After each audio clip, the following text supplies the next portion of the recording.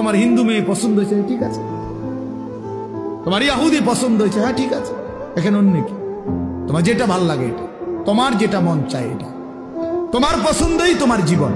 খোদার কসম, কোরআন শরীফের আয়াত আছে বাপ, সূরা আরাফের মধ্যে আল্লাহ তাআলা বলছে, এই মনের ইচ্ছা মতো যে চলে, ওয়াত্তাবা হাওয়াহু, যে তার নফসের মনের চাহিদার অনুসরণ করে, আল্লাহর বিধান, রাসূলের বিধান, কোরআনের বিধান, ইসলামের বিধান, ধর্মের বিধান কিছুই যে মানে না, কোনো ধার ধারে না, পরোয়া করে না, পাত্তা দেয় না, আল্লাহর কসম, আল্লাহ কোরআনে বলছেন ফামাসালুহু কামাসালিল কালব, ওই ব্যক্তির উদাহরণ, ওই ব্যক্তির জিন্দেগি কুকুরের মতো, কুত্তার মতো, কুত্তার মতো, কুত্তার মতো, কুত্তার মতো।